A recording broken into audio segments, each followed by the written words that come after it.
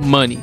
Money is basically what you need as a human to make it through life. Its textbook definition is a current medium of exchange in the form of coins and banknotes collectively. Essentially, it almost runs the entire world. So what if you hired employees to go to different planets and gather items to sell and meet a profit quota in a certain amount of days? And these niggas were your employees. Today, we are going to be talking about one of RDC's best games on stream, Lethal Company. As always, we will talk about each member and how much they contribute to the #1 goal of this game, getting to the bag.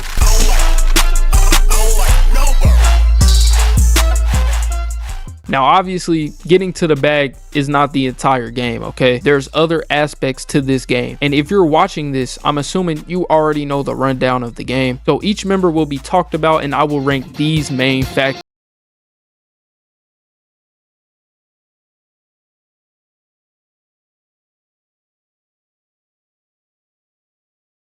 We begin, all of NNW and HLG won't be talked about considering they haven't played as long as everyone else. Maybe in the future as they continue to make appearances, but for now we will only talk about all of RDC and Ippy. So enough wasting time and let's get into the video.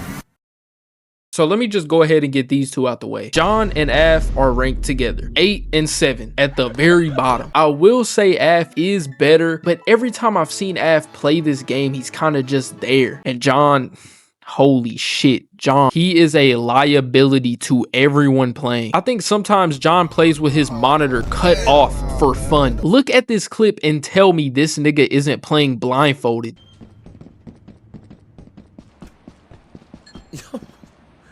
What is he doing?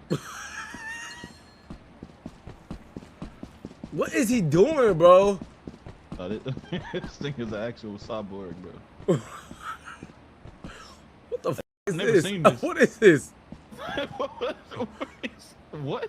Yo, what the f is he doing, bro? Anyways, Jon and AF are ranked together because they bring the same amount of value to the team. But Jon does provide something for the team now that I'm thinking about it. He offers a peak spectating experience for anyone dead. I know neither of them are gamers like that, and this is Lethal Company we're talking about, so I can let this one slide. Okay, now let's start the actual list. At number 6, I have Ippy. Pretty positive everyone saw this coming. Let me start with his 4PF. Ippy is not a bread getter. It is very rare that you will see Ippy come back to the ship with a good amount of bread. And when he does have something, he normally dies trying to get it back anyways. Yes, getting to the bag has a lot to do with RNG. So sometimes Ippy does get hoed, but 90% of the time, Ippy is just not getting to the bag consistently like some of the people I have above him. And this nigga got the nerve to get on the ship and say this.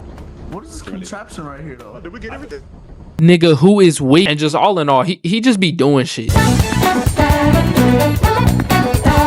I don't even think this needs to be talked about. Ippy cannot box at all in this game. The only time he does damage to anything is when he's fighting his teammates. Pre-modded era and modded era, Ippy still couldn't defend himself. Now, I will say a lot of the things in this game are damn near unkillable, but he doesn't even win the fights against his teammates, my nigga. And I don't even think Ippy knows what monsters he can kill and which ones he can't. And finally, survivability. If he has any encounter with any monster, Ipp is more than likely dying. Like I said, there are some strong ass monsters in this game and most are unbeatable. But Ipp is the type of nigga to run from a spider if he has a shovel. He is definitely better than AF and Jon because I think he has slightly better understanding of the game overall. But Ipp is a C rank employee at best. At 5, I have Leland. I feel like this is the perfect spot for Leland. I can't put him any lower than it, but I also can't put him higher than anyone else at all. You know what you're getting out of Lee when he loads up Lethal Company. Great comedic relief, and occasionally you'll get a good employee. Leland's ability to get money is sort of similar to Ippy's, but Lee is more consistent and doesn't die as often because he is more cautious and careful with his interactions with monsters. But I say all of this to remind you that his nickname is Friesland for a reason. reason. If any monster makes contact with Lee, he's basically done. He's decent at avoiding conflict, but when the pressure is on, he shows us why his nickname is Frieza to begin with. Like I said, he isn't horrible at getting to the bag, but making it back to the ship, that's the problem. And I'd say a solid 59% of the time, Leland will go inside, look around, laugh, pick up nothing, and leave. Okay, Leland's combat section, if I can call it that. He tries to fight back, I guess. Listen, I don't really know how to go about talking about Leland's combat. He's kind of a pacifist in a way. He just doesn't engage in combat at all, which is fair because maybe that's the best thing for Lee. And for survivability, Lee's survivability is decent. That's the best way to describe it. I don't know what else to say about it. Like I said, he tries his hardest to avoid all confrontation. The problem is when he encounters that confrontation. There's literally nothing more to say other than Lee does not do good in any confrontation and quite literally freezes up. But overall, he can be a good teammate and he can get to the bag if the conditions are right. I know. A lot of you are probably thinking, Mark, at 4? Is this nigga serious? Look, this is me ranking each member at how impactful they are to the team. Mark can either be the best teammate ever or a nuisance to the team. There's no in between. Mark talks money a lot. Mark is going to make sure to remind you to come back with some type of bread at all times. Will he come back with bread though? Potentially. Remember when I said he can be a nuisance to the team? Yeah, that solely stems from the insane amount of ignorance that he gains when he loads up Lethal Company. That ignorance makes him a part-time moneymaker, full-time instigator. He can and will get caught up in something completely unrelated to getting a bag. Mark is good at fighting the niggas on his team. Don't get me wrong, Mark is quick to fight back almost any monster if he has the right weapon. But he's even better at fighting any nigga on his team that he doesn't approve of. You ain't bring back enough money? Fade. You go back to the ship too early? Fade. You hit Mark one time? Fade. You look at him the wrong way? Fade. So Mark is going to box 100% of the time. It's just sometimes, you know, it might be to his teammate. Lastly, survivability. And it really just depends on the mood he's in. Like I said, Lethal Company Mark is one of his most ignorant variants. So he could die just because he was trying to hoe one of his teammates. Or he can go in, get hella bread, and come back with full health. You just never know with him. But I'd say his survivability is his most consistent trait. So like I said at the start of this segment, Mark is either going to contribute to the team and be an amazing team player, or tell Jon to go get a beehive knowing he might be playing with his monitor off. I mean, look at how awful this nigga is at the game. God damn. Number 3, I have Ben. Now listen, if you personally have Mark over Ben, I'm not mad at it. And there's a argument there for sure. But with the chance of Mark potentially sleeping a nigga because he came back to the ship with just a key and nothing else, I personally can't put him over Ben.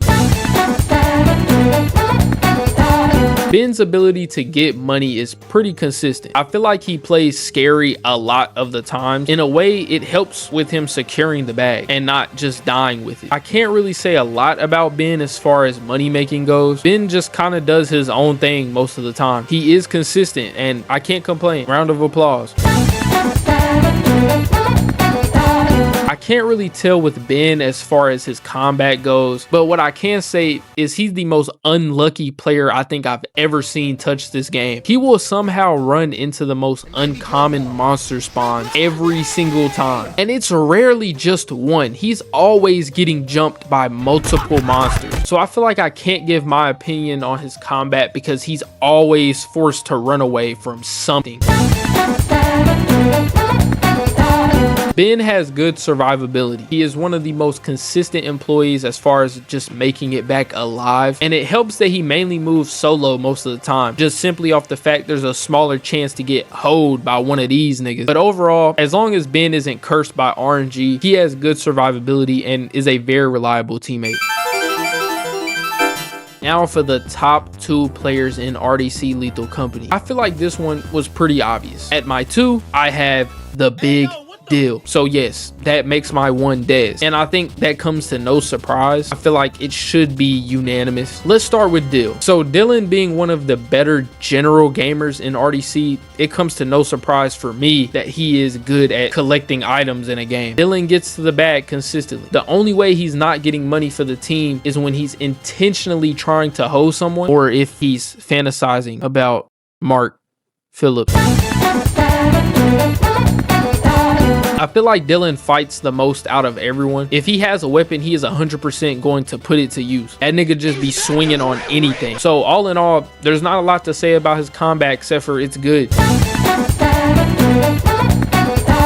And finally, his survivability. Dylan has good survivability and he can get bread and make it back to the ship alive most of the time. His problem is that he is way too curious about everything. This nigga could hear someone getting beat out of existence. And you want to know what Dylan is going to do? He would run full speed towards that noise to investigate. So that's really his only flaw. And honestly, why he gets some of his very avoidable deaths. And the reason Dez is above Dylan is because you can take everything I just said about Dylan that he does good, and Dez does it 3 times better. Besides fighting, I feel like Dylan is a better fighter, but Dez is the best bag chaser on the team. He will never come back to the ship with no money. Dez will even go back to get money that was lost by some shitty nigga. Dez has had so many runs where he is single-handedly making the profit quota by himself. If they ran this game without Dez, there are a good amount of runs that wouldn't have made it past the first quota. That's how impactful Dez is for the team. And it's crazy I'm giving him this much praise when this is the same nigga that gets fooled by his own mimics. Oh, you got the key, you got the key. Hold on, what's these red things? What's these Come red on, things? bro. Y'all not getting to the money. It's over here. What? How are you been over here? How you, Wait, Dez. why you? Wow! Nigga, that's you. That is literally you. Why are you falling for that? So here are my rankings for RDC Lethal Company. I'm recording this little outro segment the day of uploading this. Comment some video ideas for the next one you want. I have some, but you know, I'd rather give y'all what y'all want first. That's basically it. I love you.